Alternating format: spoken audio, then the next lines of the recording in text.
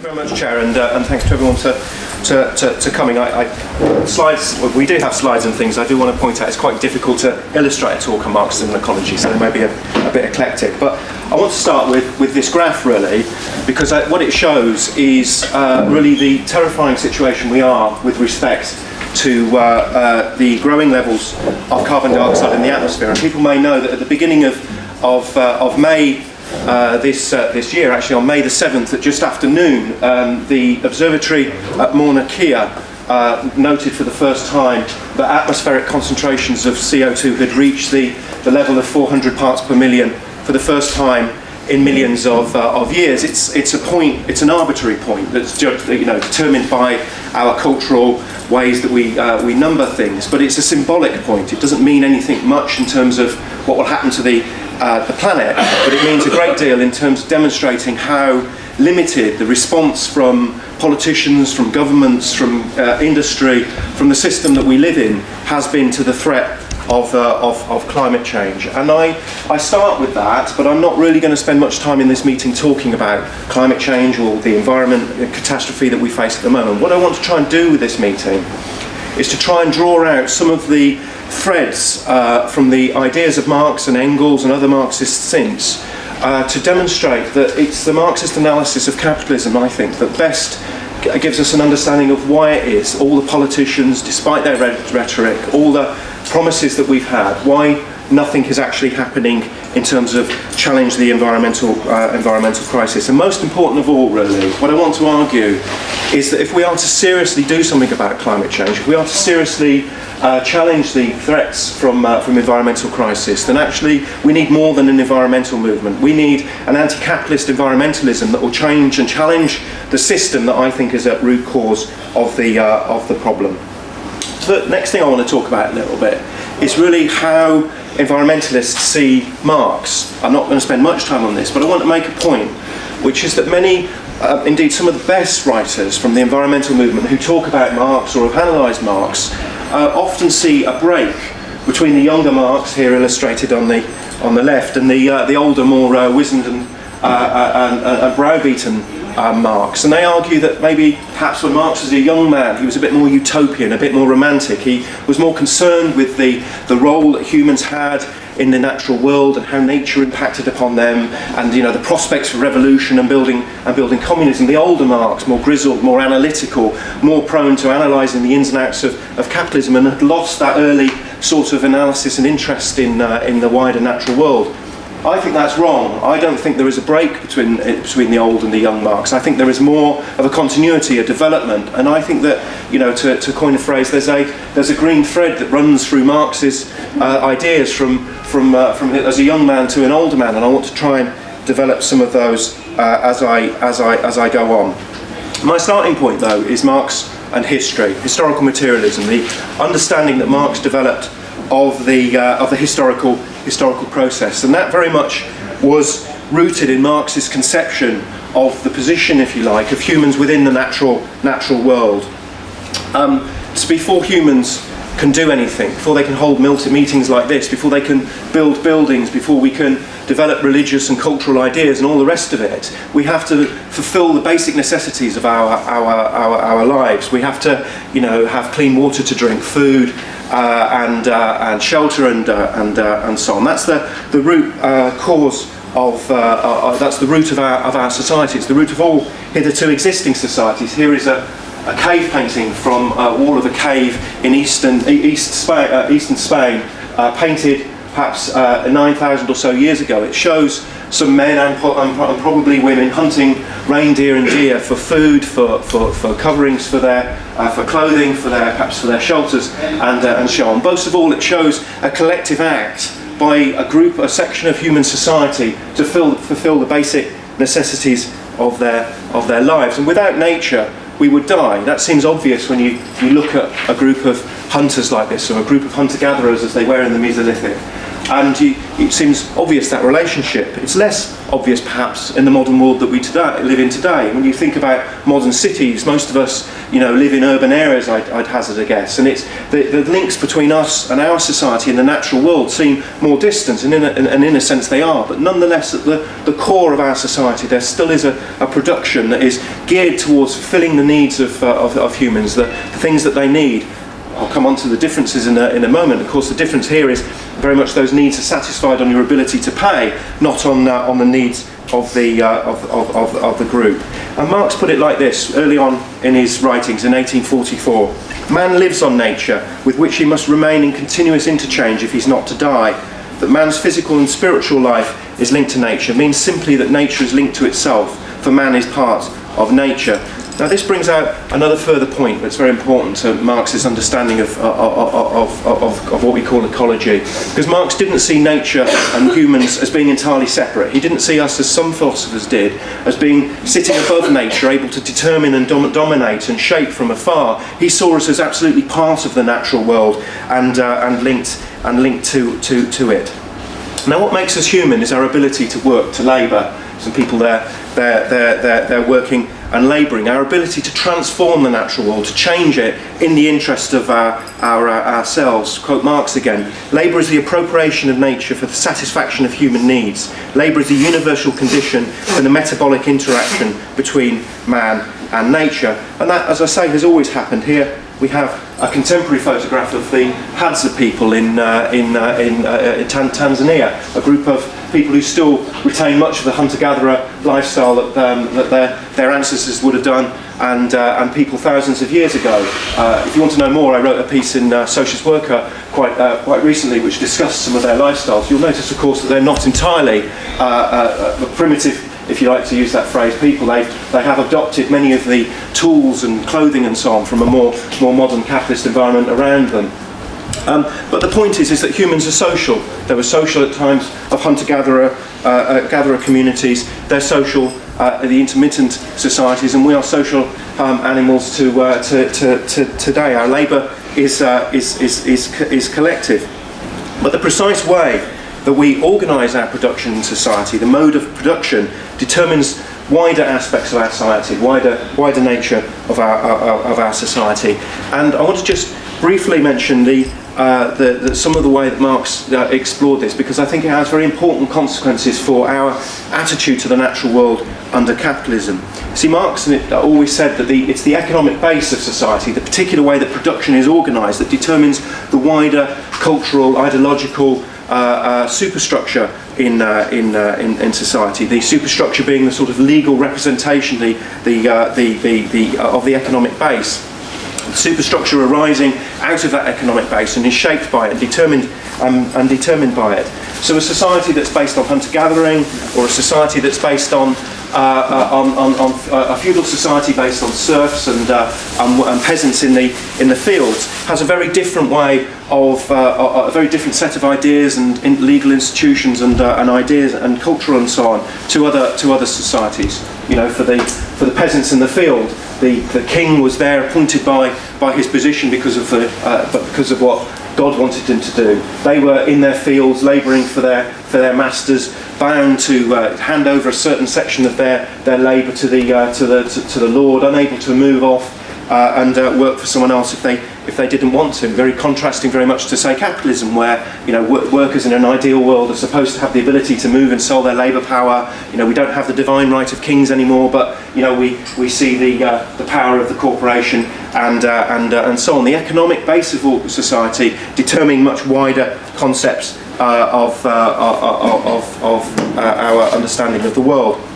And that, I want to argue, has an ecological impact as well. Firstly, it's important to say this is one of the reasons there needs to be revolutionary change between modes of production, because in part the new emerging society, say capitalism, has to challenge the power and eventually overthrow the power of the old feudal order, but also there needs to be a transformation in people's heads as well that helps them to make that change. Marx talked about throwing off the muck of ages in the revolutionary process to bring in socialism, and that those transformations in the head have happened in hitherto existing societies. But ecologically, I want to argue, because the dominant ideas in society are those of the ruling class, because they are shaped by the attitude, the economic system that we live in, this has an impact ecologically. And I want to explore it a little bit by talking about the way the different modes of production when the European colonists arrive in North America and meet the native Americans. Here is a very idealised picture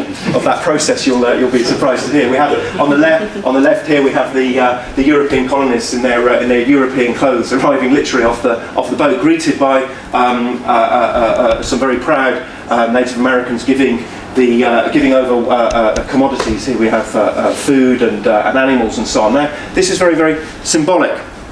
When the European colonists arrived in North America, they were greeted by a landscape that they had never seen, they could never imagine beforehand. And there's a wonderful book by an American environmental historian called William Cronin. It's called Changes in the Land. I think it may well be out of print, I'm afraid, but it discusses the ecological impact of the arrival of people like this on the left and the people on the right. And he argues that the natural world that they encountered wasn't natural in any sense at all. It had been shaped over millennia by the lives of the Native Americans who'd burnt down cleared woodland, who'd planted crops, who'd hunted and shaped and changed the world. But more interestingly, the attitude to the natural world of our European colonists was quite interesting. They had come from an early capitalist society. They come from a world of trade, of commodities, of buying and selling. And the way they looked at this pristine, and I use the word in inverted commas, landscape, was determined by that historical view. Here is a letter written out as part of a letter by a colonist called Martin Pring, who was just emigrated to Martha's Vineyard in 1603. He's talking about trees. As for the trees, the country yieldeth sap for us, a plant of sovereign virtue for the French pox, and as some of late have learned, good against the plague and many other maladies. There are vines, cedars, oaks, ashes, beeches, birches, cherry trees bearing fruit whereof we did eat. Hazels, witch hazels, the best of all to make soap ashes withal. Walnut trees, maples, holly to make birdlime with, and a king of a tree bearing a fruit like a small red pear plum. Now, and William Cronin shows this, many of the people who wrote back, their letters are literally lists of commodities, trees, animals that can be hunted for fur, places that they could imagine they could grow crops, and they talk about it, what they can send back to Europe to trade and exchange and make money from. In fact, Martin Pring's letter is brilliant because it goes on for 12 pages, literally 12 pages of lists of things that he's seen, writing back to people in Europe that he imagines they could trade. Interestingly, they concentrate on trees a lot because there was a real shortage of firewood in Europe at the time because they deforested such a large area, and for them it was like a real profit-making opportunity. That contrasts absolutely with the Native Americans, because the Native Americans saw the natural world in a very different way. They saw it as somewhere to be shared and utilised. The idea of permanent ownership of land meant nothing to them. Why would you own land when you weren't going to be there in the winter when you were elsewhere? Why would you exploit it in the same way? And I think that this helps us understand one of the reasons that capitalism is such a destructive system when it comes to the environment. See, capitalism arises at a particular point and a time and place in human history. It arises and immediately, as capitalism starts to develop, has an enormous impact upon the natural world and the relationship that humans have to that natural world. One of the very first things happen is the primitive accumulation of wealth as men and women are thrown off the land and driven into the growing cities to work in the factories and form the capital for the emergence of capitalism. Now, an immediate, right at the start, separation between humans and the countryside that Marx and Engels talked about through their lives. In particular, I'll come back to it at the end. But capitalism was a radical break with hitherto existing societies for other reasons as well. It was the first society where production was based not on the needs of the wider society, but on the abstract need to make more profits, to accumulate wealth, to make production not for the interest of everyone, but for a tiny minority. Marx wrote that accumulation is Moses and the prophets of the system, that it's constantly the driving force rather than any rational and understanding of the needs of the planet or the people on it. And that's one of the reasons I want to argue that capitalism is so inherently anti-nature, anti-ecological, because at its core, the driving force is something that can only cause more destruction and degradation to the planet. Engels said that the natural world under capitalism becomes for the first time purely an object for humankind, purely a matter of utility. It ceases to be recognised as a power for itself. The theoretical discovery of its autonomous laws are merely a ruse to subject it under human needs, whether as an object of consumption or a means of production. Nature for capitalism is a source of raw materials. It's part of the production process. It's a source of raw materials, wood, coal, oil, all these things that can be utilised to manufacture commodities to be sold on the market. But also, it's more than that. It's a dump for the waste from the productive process. It's a source for the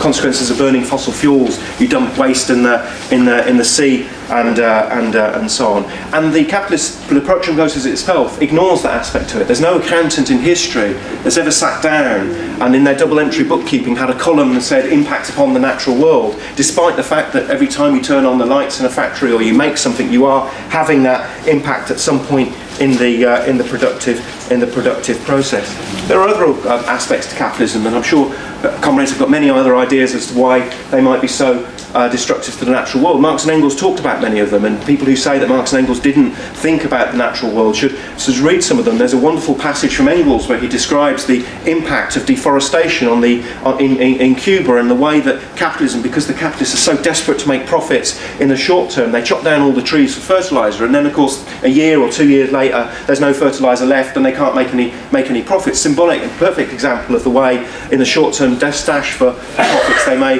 undermine the very basis for their system at all. And anyone who's seen some of the damage that's been done by the tar sands, or think about the pollution caused by other aspects of capitalism these days, may reflect back to Engels.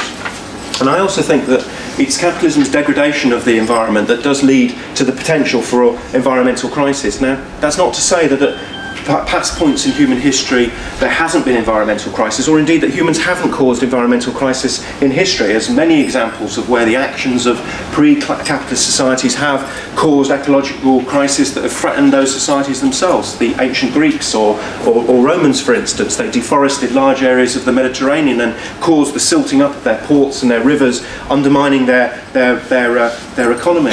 But capitalism is different. Capitalism is on a fundamentally larger scale. It's a system that's spread to every corner of the globe. It's a system that threatens through its actions to degrade the natural world in a way that threatens not just capitalism, but the entire basis for humans on the planet.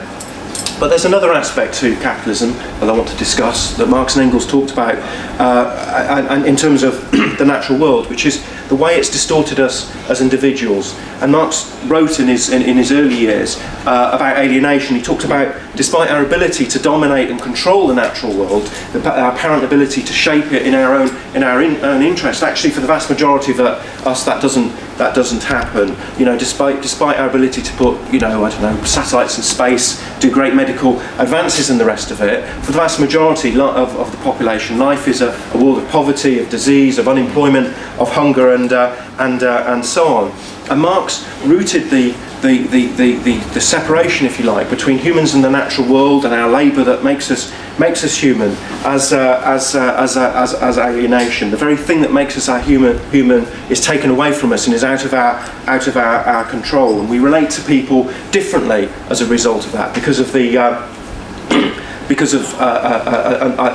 mode of production. We see people not through not relate to them as individuals, but we relate to them through the commodities they make or their position in the economic society. And Marx and Engels very much understood that to heal that, to solve that problem, to deal with alienation, you needed to end the system of wage labour. You needed to end capitalism and create a new world. But they took this further. You see, they understood that capitalism had rested and was built on the very separation, the physical, the forced separation of humans from the natural world. The symbolic, if you like, Enclosures Acts, the Highland clearances that drove people off the land and into the cities, the separation between town and country. And indeed, later on, Marx and Engels talked much more explicitly. Marx talked much more explicitly about a rift that this caused in society, the metabolic rift. Metabolic meaning the interchange, the interaction between us and and nature. So for Marx, getting rid of alienation relied on the abolition of that antagonism between town and country. Capitalist production, he says, collects the population together in great centres, causes the urban population to achieve an ever-growing preponderance. On the one hand, it concentrates the historical motive force of society, the working class, it brings them together, and on the other, it concentrates the on the other hand, it disturbs the metabolic interaction between man and earth. That was bound to happen, wasn't it? It prevents the return to the soil of its constituent elements consumed by man in the form of food and clothing. Hence, it hinders the operation of the eternal natural condition for the lasting fertility of the soil. In other words, capitalism brought people together in society, but it also started to systematically degrade and undermine the basis for our link with the natural world and the fertility of the soil. Now, Marx mentions the fertility of the soil because in the late 1800s, the first great ecological environmental crisis of human history occurred, which was of capitalism, which is the massive degradation and failure that took place in agricultural soil fertility for the advanced capitalist nations, Western Europe and North America. What happened is that as the cities grew in dominance, the industrial agricultural takes over to feed the cities. But as the plants grow and are taken to the cities to be used as food, the nutrients are taken out of the soil and transported away. In hitherto existing societies, people would grow plants, eat the food, make clothes out of the cotton or whatever, and then the nutrients would ultimately be returned as manure or as waste products to the earth. Under capitalism, you get a concentration of those nutrients in the cities, and Marx and Engels talk at great length about the way that the pollution of the Thames and other great cities of Europe was caused by that enormous amount of human shit being dumped into the cities and being wasted. And it may seem slightly abstract, but for Marx and Engels, this was really the prime example of the madness of the capitalist system. I'll have to sort that in a moment. And the madness of the capitalist system, in the sense that the soil would be artificially destroyed hundreds of miles away from capitalism, ruining the future potential for agriculture. At the same time, this wonderfully useful fertilizer was dumped and wasted into the rivers. And this for Marx was the breakdown in the relationship between humans and nature. Now, for them, it didn't rely in a sort of idealistic return to some sort of pre-natural world. Marx and Engels absolutely understood that if you could have and support the enormous growth in population that capitalism had allowed, but by doing so you would need a rational agriculture. It would mean literally reusing that shit as fertilizer instead of wasting it as pollutant. But what was needed was a rational agriculture, a conscious and rational treatment of the land as permanent communal property and the inalienable conditions for the existence and reproduction of the human chain of generations. The ecological contradiction between nature and capitalism is an irreparable rift in the interdependent process of social metabolism. Now, some Marxists since then have taken this further. Some Marxist geographers like Neil Smith and David Harvey, for instance, have talked about the way that capitalism hasn't just destroyed the original nature, but has produced a nature of its own. It's created a new nature, which they sometimes call second nature. Now, Marx and Engels touched on this a little bit. Marx wrote in his polemic against Feuerbach, for instance, that nature that preceded human history is nature which today no longer exists anywhere, except perhaps on a few Australian coral islands of recent origin. He's absolutely right. There's no original nature in the British Isles, for instance. It's been shaped by tens of thousands of years of human labour. The landscape has been shaped and then reshaped and created and destroyed and recreated anew as capitalism has renewed and altered the world around it. David Harvey actually goes further than this, and he argues that the cities themselves, because they're a product of human labour, which is in itself part of the natural world, they are itself part of nature, in a line designed to antagonise the Daily Mail. David Harvey writes, "There's nothing unnatural about New York City." Well, we can debate that, but he is arguing that nature it's a product of our own nature. I mentioned earlier a man called William Cronin. One of his books that is in print wrote a wonderful environmental history of Chicago, and he described how Chicago arises in a particular place in North America at the junction of some wonderful conditions for capitalism. Lots of natural resources, enormous forests nearby, some rivers and lakes and so on for transport. The plains around them that were full of animals that could be hunted and so on.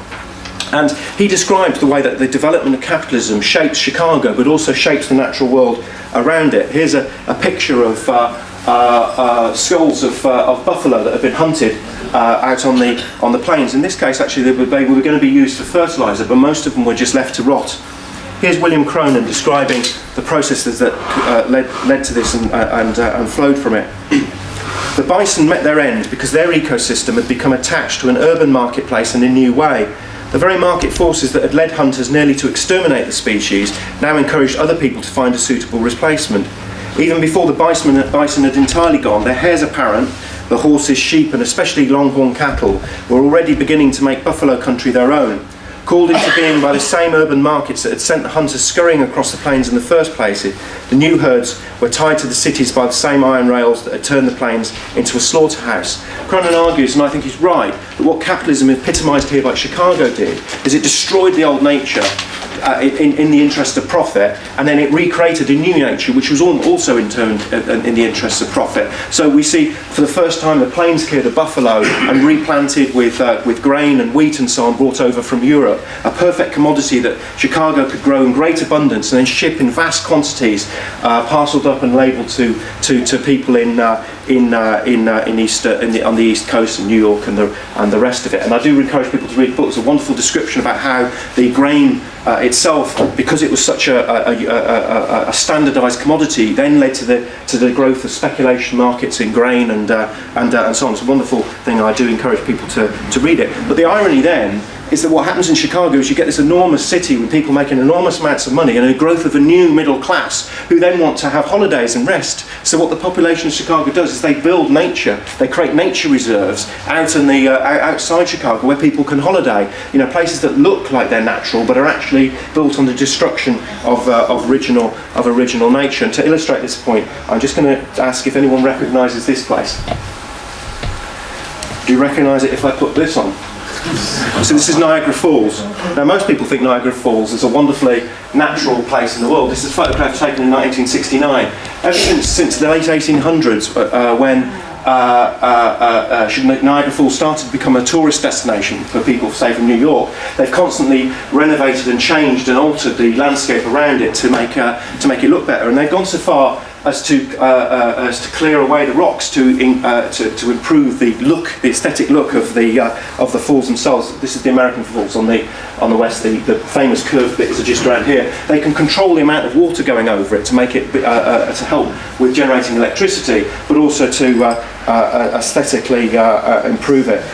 They go so far as they've built models of it to have the perfect Niagara Falls. This is the image is a bit bad because it's scanned from a book, but it's to measure and control the flow of over the Niagara Falls to protect it in the interest of what people expect to see when they go there. So nature itself is shaped by our perceptions, but capitalism itself tries to shape nature, not just abstractly, but in the interests of making more money. So I'm going to conclude really by just reiterating some of the basic points. So I want to argue that in this meeting I've tried to show that capitalism isn't just another stage in human progress. Capitalism is a particularly organised society that has degraded and destroyed the natural world as part of its desire to make money, to accumulate more profits, and to make more money for the future. And particularly bad in terms of the context of environmentalism is the fossil fuel economy. At the heart of capitalism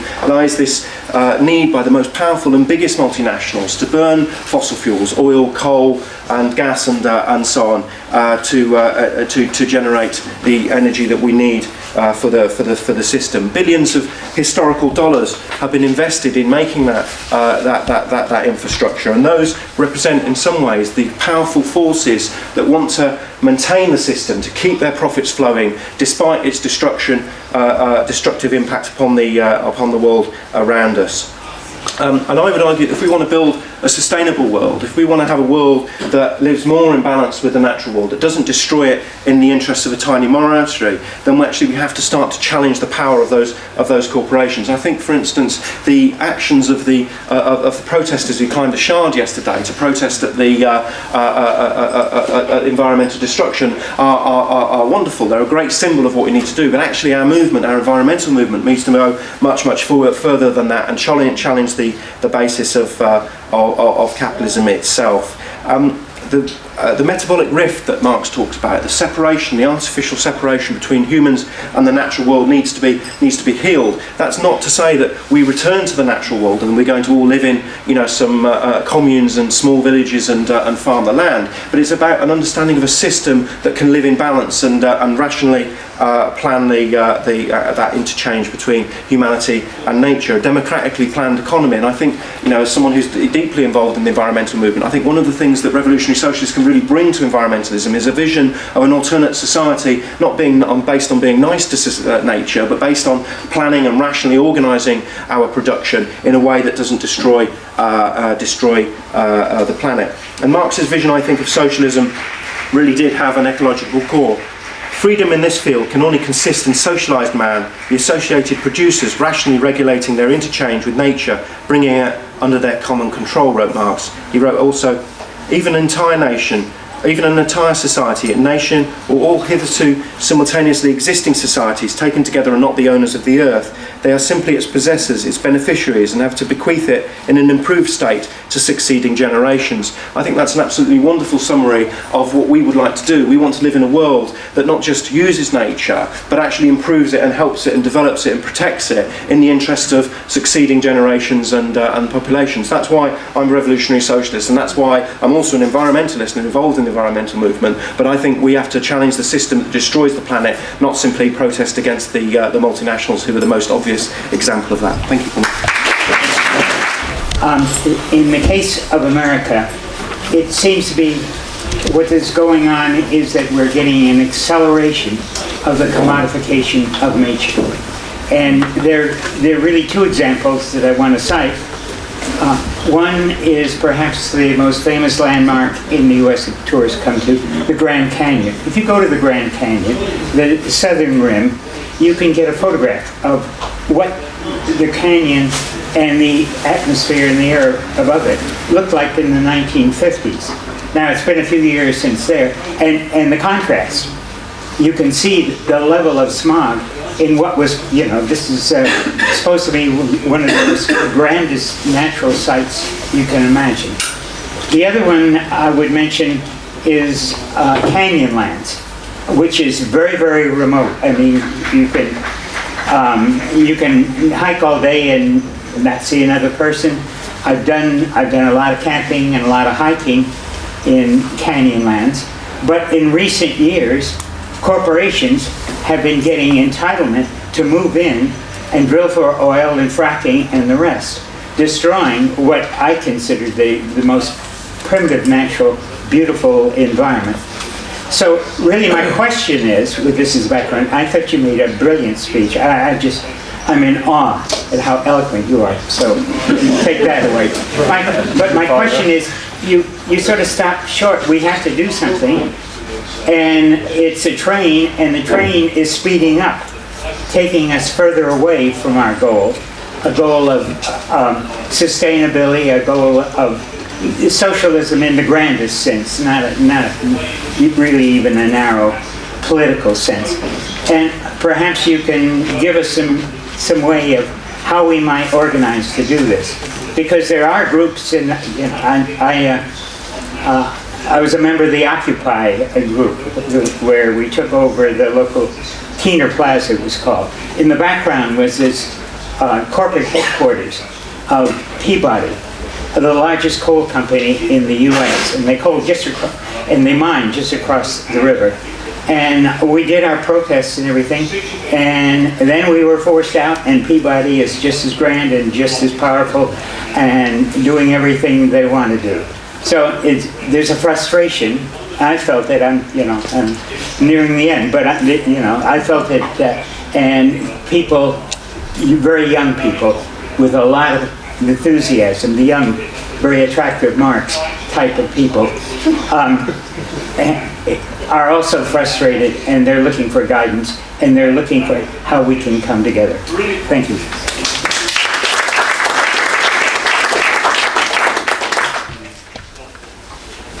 Martin's mention of the activity yesterday on Shard and Arctic. I mean, Shell said in response, responsible development of the Arctic will be benefit to consumers, etc., etc.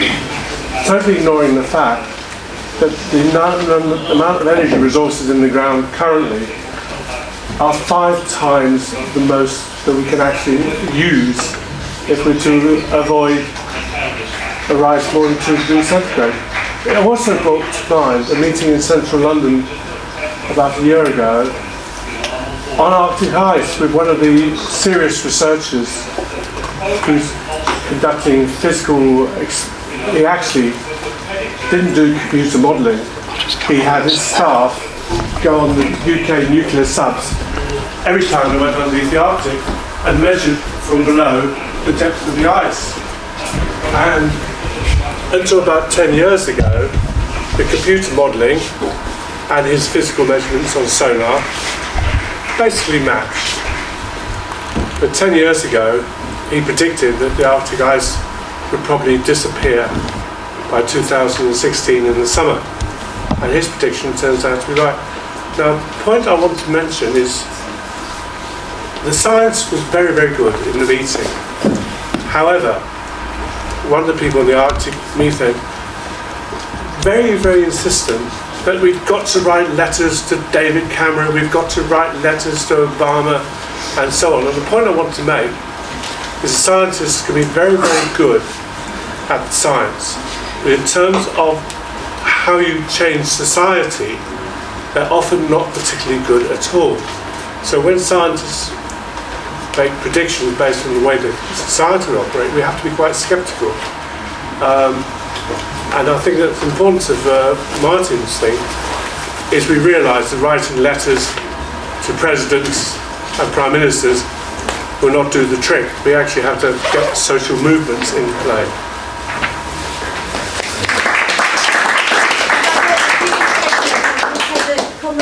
There, and then yourself. Yeah, thanks. My name's Carol. I've been living in Istanbul for the last few years, so I was involved in I want to say something about the Gezi Park protest, because that started as an environmental opposition to attacks on the environment, and built into a movement that's fundamentally shifted the politics in Turkey. And I want to come back and give a little bit of an idea about how that actually happened, because ostensibly it's like a few people got together to protect a few trees, and there was much more to it than that. For 2 years there'd been an organisation called Taksim Platform, which was a group, which was a combination of a whole number of NGOs, left groups, trade unions, had come together to try to protect the development of Taksim Square. People know about the development of Taksim Square. These organisations came together and have been working for the last 2 years. So when they had the occupation to protect the trees, when the developers came to start pulling down the trees, there was a massive organisation of people who then put out a call to all the groups and members to come and support the occupation. And that brought out 10,000 people to protect 3 or 4 the few trees in Gezi Park. So it was. I can't remember where I was going to go with this. But I think my point is that it can look like a small group of people and a spontaneous movement. It's not. There's a lot of organisation behind it. And I think the thing about green issues now is that they're very much I've lost my thread. think the point is that it's about organising, working together. Martin said it's not just, what did he say? He said we need more than green movement, more than environmental movement. And this was environmentalists and lefts and trade unions working together. And the importance of that became much more clear when the occupation really took a hold, because the nationalists, the right-wing nationalists, tried to come to the front of this movement and bring their flags and be a part of it. And it was the left within the group that put the arguments about keeping the nationalists out. So that combination of the Greens and the left and the trade unions was really important aspect to making that you get my point. I know I've had an indication. We don't actually have a mic in this room for somebody to come and speak at, so people can stand up when they speak so that everybody can hear. That would be great. Take you next. Yeah, so I get a bit depressed about the environmental destruction, etc., etc. And one of the things that I worry about is can we do enough to achieve a revolution in the time that's available before the mass extinction, etc., etc., comes down the road. But then the other bit of hope that I have, a limited sort of string of hope that might be there. That there's new science there is new science on the verge of a lot of new science is supposed to be coming down the road, even if it is controlled by the corporations and the whole drive for profit. Will they somehow manage some industrial geo management to manage that mass extinction or whatever? And so there's the two things really. Can we do things to really change it, or do we, if we don't quite manage the revolution yet, can we survive? I've had a lot of indications now, so I'm going to try and fit everybody in, but I'll probably lose my track as well. I used to be a green, and now I'm a green and I'm a red. Because when I was young, and I was young once, every road you went down, every time we tried to organise recycling or stopping this or trying to stop the point of the world being wrecked, you always came across this brick wall with profit written on it. And the question was always put, it's not economically viable, it's against business, it doesn't help the profit. And what we're talking about is class straight away, because all the destruction, all this destruction of the planet is all about the interests of the ruling class. They're the ones who profit from it. Every time they want to do something disgusting, they always say it's good for jobs because they try and sell it to us that way. But it's the ruling class that benefit from it, not the working class. And I think that gives us the clue. I'm trying to address the question the first speaker asked. Against that, the clue is that where there's muck, there's grass, and where there's muck, there's workers too. And workers have historically always taken action to try and get back some control of our lives. And every time we've had to do that, that means taking back control of having a better environment, having less destructive process. I'm thinking about 1989, when workers started to rise up against the old Stalinist ruling class of Russia. And the first strike was miners. And part of what they were striking for was a better environment, less destruction to the environment, as well as better wages. And that's what ended up bringing down the dictatorship of Russia. I'm thinking about the 1970s, when the British nuclear fuel lot were going to go dumping nuclear power, nuclear waste in the sea. They were going to do that. And they'd be doing it now. Except organised workers, the docker said, that's not going to happen. And it didn't happen through organised workers. So I don't want the young people of today to make the same mistake I did when I was in my 20s, organising in this campaign, that campaign, that campaign. They organise on the power of workers. You look at the reality of capitalism. The east end of every city is where the poor live, because the rich can afford to live and buy their way out of the mess. They can live in the fresh air. So it's in our every interest, in every campaign, that the green issue is there. It needs to be there.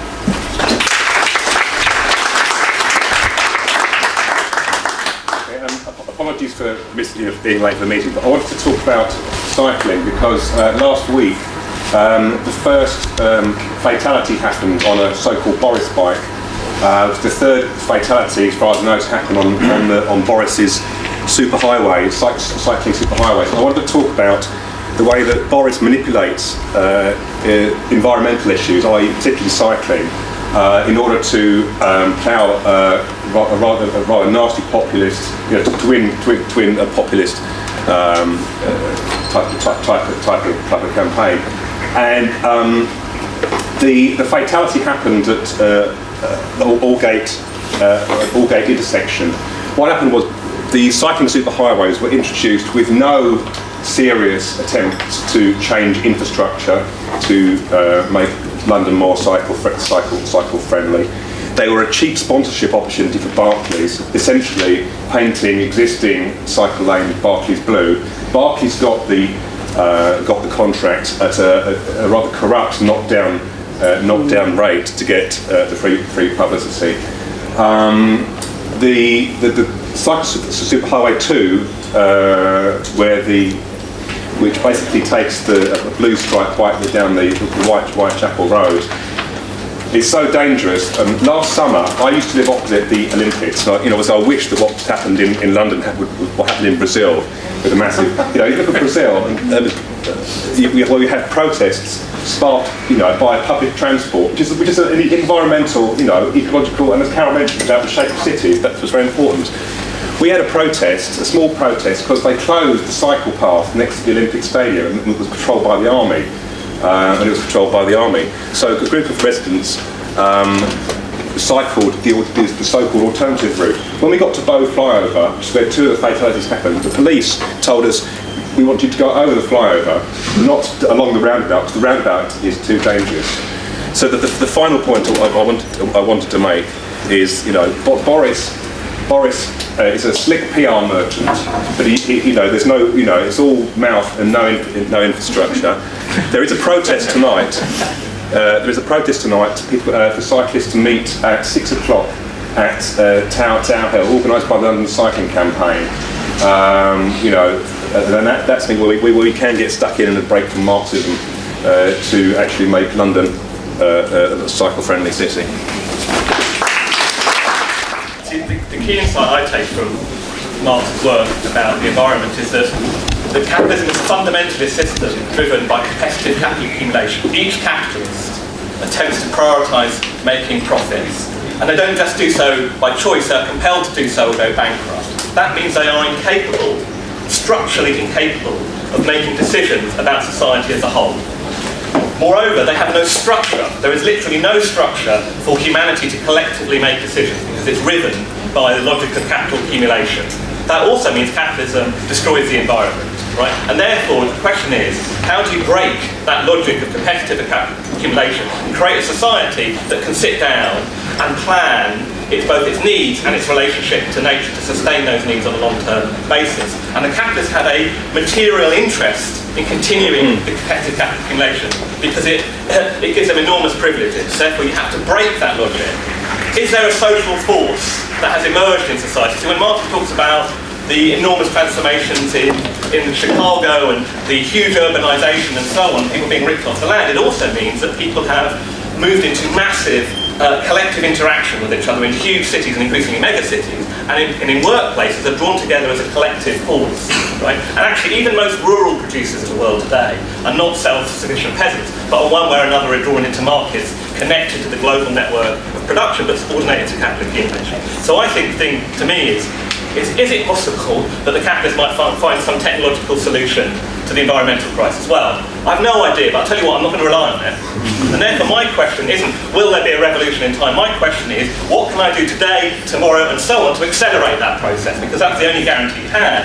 And therefore you have to look to that agency, the 2-3 billion workers on the planet who have the collective power and a collective interest to break the logic of capital accumulation and create a society that puts society first and can plan and coordinate that, and in the process transform our relationship to nature. That's the heart of Marxism, and that's why Marx is crucial to the environmental movement as offering a way forward that can actually save the planet.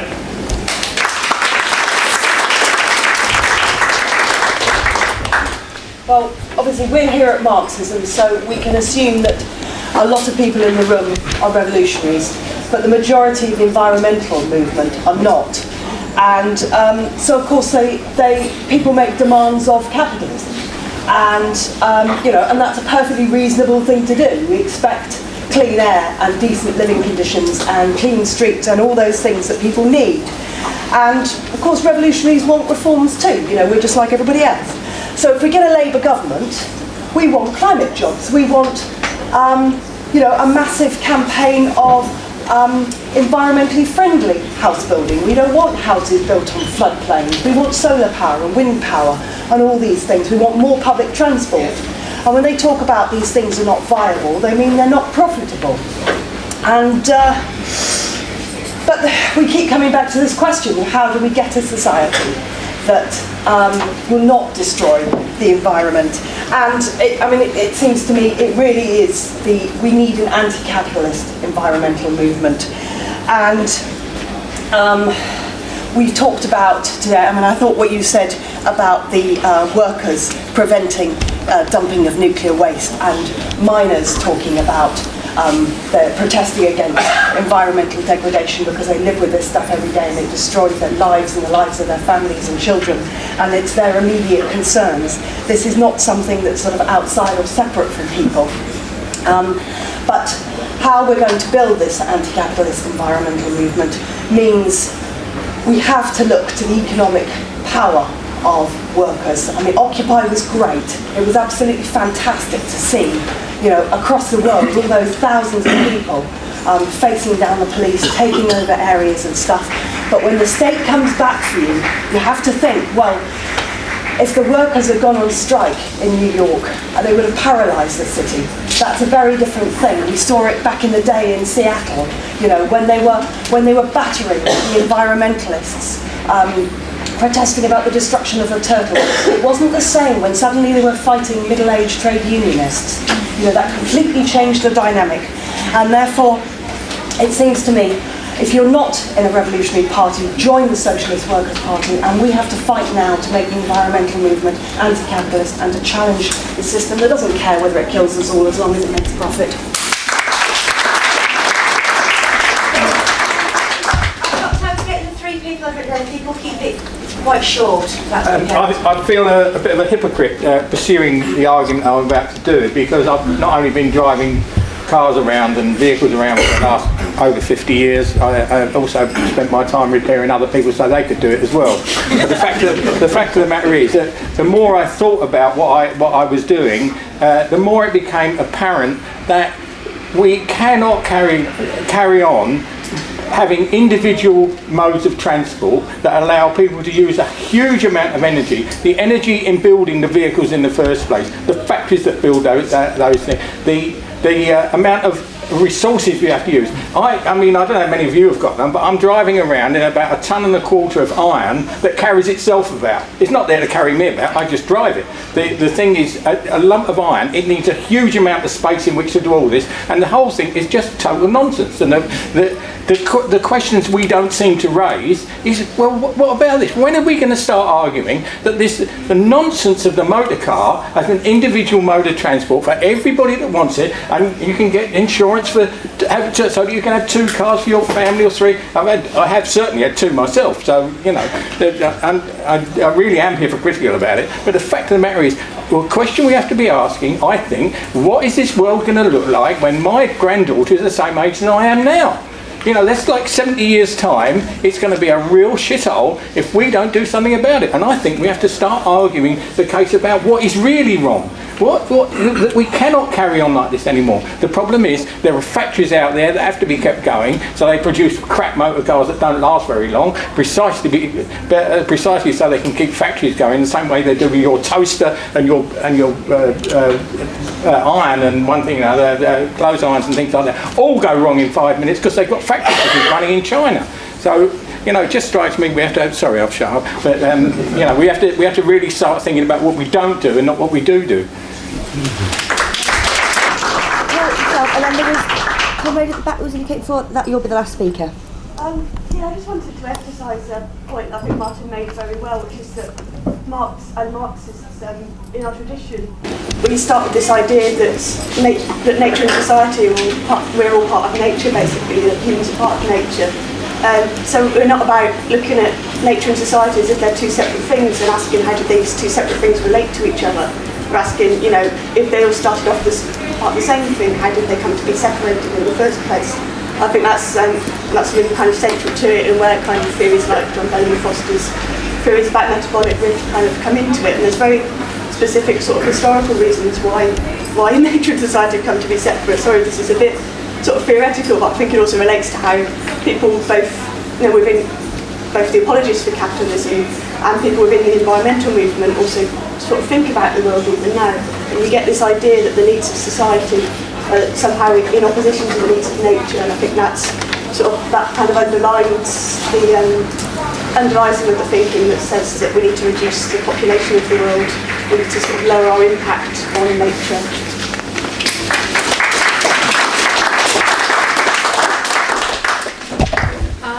Recently in Canada there was an example that is an excellent yet absolutely horrific example of exactly what the speaker was talking about how the environment is nothing more than some place to get stuff for sale for profit. A small town in Quebec recently had its downtown exploded in the middle of the night as a runaway train carrying 73 cars of fracked crude oil from North Dakota ran down a hill 11 kilometers gathered speed and utterly derailed and exploded. And at this point, they're thinking upwards of 50 people are missing. Now, a few things that are interesting about this situation is, one, for about the last 10 years, people have been saying, the rail cars we have, they're for light crude oil, not for heavy crude oil. So what's happening is they're carrying heavy crude oil from, you know, the fracking and the tar sands in cars that are not strong enough to support it, but also which is degrading the tracks. Secondly, is the company that owns the rail car that obviously they're getting paid a heck of a lot to transport this stuff. They recently petitioned the Canadian government to have only one person, one engineer, manning this entire train for the entire journey from North Dakota to Quebec, which is something along the lines of 2,000 kilometers. People need to sleep. So what ended up happening, the guy went off, slept in a hotel, hadn't secured enough of the brakes, and that's what caused the train to go. Could it have happened if they'd had 4 brakemen, 5 brakemen, 1 brakeman? Absolutely, but the thing is that there's no checks and balances. So in order for the company to save the equivalent of 1 person's wage or 2 people's wages on the millions of dollars that they're getting to transport this oil and that are coming out of this, it's complete and utter madness. The word that's going around the media right now in Canada is don't politicize it. Don't make it a political thing. It's just something that happened and it's horrible, and we need to just deal with it. And of course we need to be sympathetic to the people who lost family members and friends and employees. But it is absolutely political, because the reason this happened is because nature is tied to economics, which is tied to the governments that are working together to then destroy the nature that is part of it. So if we don't make it political, if we don't make all the links between the nature and the people and the students and the workers and everybody else, we are just going to continue down this path. And that's why we need something like the Socialist Workers' Party, and we need people who are able to make those arguments, to make those connections sooner rather than later. Just do that, and I shall bring Martin back. Thank you. Thanks, comrades. Lots to chew on there. I'm going to start though with the comrade right at the beginning. You talked about the way that there's almost like an acceleration of the commodification of nature, and I think that's true, and I think it's one thing that's happened throughout history, right? The start, it's obvious that you commodify certain things, and then the drive from the capitalists to try and find more things to sell and make a profit out of happens over time. I think you see that very much with the fracking industry, where actually it starts off with small companies like in the northwest where I'm from, people like Quadrilla, which are literally 2 men and a dog in a porter cabin near Blackpool, and then they're eventually they start to make a profit, they find somewhere viable, and they get swallowed up by the larger corporations who want to suck them into their profit motives. I mean, I think the most incredible example of this in terms of the natural world is the emission trading schemes. The idea that as part of the attempt to deal with pollution, you turn nature into a commodity. You sell the right to pollute on the open market in the hope that this somehow magically will reduce pollution, and lo and behold, you create schemes of exchange about that. And you see it really explicitly with some of the things that many of the governments, including our own, are attempting to force upon on the international processes like this, the UN processes on dealing with climate change. The British government is particularly excited by an idea they call the natural economy, which is that you literally create prices for every object of nature in the country. You create an enormous database of your natural value of your country, which you then can set against the damage to the environment. The former British environmental minister, Caroline, you can tell the impact that she had on it, and Caroline Spielman wrote a paper just before the Rio conference last year where she said that the value of a tree in an urban setting is £38,000. The idea being that if you assign value to something like a tree, then someone who comes along and wants to, build a tower block can say, well, I've chopped down 10 trees, so I will give over £380,000, and that will cover the cost of the tree's environmental impact. And the idea that abstractly somewhere else someone will take that money and plant more trees. So the sense of, it's not just that the capitalist system destroys the environment because of its natural drive, but also any attempt they have to save the environment is also based on the idea that profits are king and the accumulation is the solution. Is there a fix the capitalists can do? Well, maybe. There's all sorts of technology innovations, and capitalism is an incredibly innovative system. Someone said they wouldn't rely on it, and I wouldn't rely on it. But one of the reasons I wouldn't rely on it is because actually throughout history, ruling classes have proved incredibly bad at adapting to changing circumstances. And that's one of the wonderful, most powerful aspects, I think, to Marx's theory of historical materialism. Because what it does is it enables you to understand why it is that, at the start of the process, ruling classes can be actually innovative and help take capitalism, help take society forward through innovation and development. But then they become entrenched in their position. They have their own values, their own interests that need to be protected, and they become a fetter, as Marx said, on the further development of humanity. Capitalism enabled, in its early days, an enormous expansion of the means of production, an enormous expansion of humanity, new development and so on. But now it's absolutely a fetter on the further development of humanity. And the problem is the barriers to capitalism and its innovation to save the environment are absolutely there. If capitalism had any sense at all of wanting to save the planet, it wouldn't be allowing fracking to go ahead, and the governments that represent them wouldn't either. But they don't. They do the exact opposite. We see an expansion of the fossil fuel industry. Pete made the point that scientists often are very, very good at analysing it, very bad politically at what the consequences are. And I think that can be right. I think we have to be careful, though, not to dismiss all scientists. James Hansen, who's the absolute foremost scientist in terms of analysing what's wrong with the environment and what we need to do and the scale of the threat, and has been harping on about this to many politicians for 10, 20, 30 years. He's now been arrested 4 or 5 times in America protesting against new coal plants. Now, direct action is not necessarily the strategy that revolutionary Marxists take. It's part of the movement, not the key movement. But I think it's absolutely brilliant. A leading scientist who's the head of the NASA Goddard Space program will get arrested because he's protesting against the building of more coal plants. And I think that one of the things that we look at our own working class history, when there are mass communist movement, mass communist parties, mass working class movement, often scientists can be won to a vision of socialism, a socialist analysis of the world, and can be part of changing that.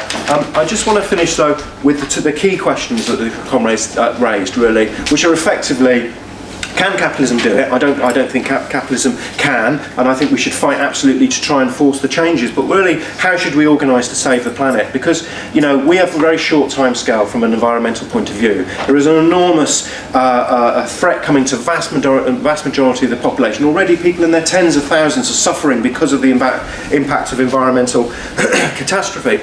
I think one of the great strengths of Marxism is it allows people to analyse why that is so and who the real problem is, and it's the corporation, it's the system. But the danger is, I think, is that as revolutionaries we simply get panicked by the scale of the environmental threat and think that we need to divert everything we can to fighting environmental questions. And I think that would be really dangerous, because I think it's an undialectical way, if you like, of approaching the problem. What we need to do is to inject our critique of capitalism into the wider movement, at the same time as bringing environmental questions into our critique of the system. And I think we do that on every day. See, if you're involved in a campaign over something, what socialists do is you roll your sleeves up and you start the petitioning and you get campaigning against the NHS, but also you talk to the people involved and you talk about your vision of socialism, don't you, and how things could, how people could have a better, more democratic way of organising society, how you could take the money off the corporations. And I think we need to do that in all sorts of other ways too, and we can, there's quite innovative ways you could do it. Think about the bedroom tax campaign. One of the key problems with the bedroom tax, it's not just about the bedroom tax, it's about a lack of housing, for public housing, affordable housing and the rest of it. Actually, it's not a big leap then to say, why aren't they creating millions of jobs for unemployed building workers, building sustainable homes and so on. Now, that's not to say that's enough to save the planet. It's certainly not necessarily enough to destroy capitalism, but it's a good first starting place, of way of starting to open up a wider critique of society. I want to finish though with Turkey, because I think the Turkey example is a brilliant example of what we're talking about here. A relatively small group of people who start off wanting to protect some trees, end up effectively challenging an incredibly repressive regime and raising up all sorts of other questions, not just about the environment, but ones that go much more to the heart of a critique of capitalism, about open space, who controls space, who's got the right to use space, a question about democracy and power in society and the violence of the state and so on. And from small acorns, you get wider oak trees, and I think that's really how we need to look at it. You see, take Egypt. Nobody in Egypt, as far as I know, has written up an ecological manifesto for Tahrir Square.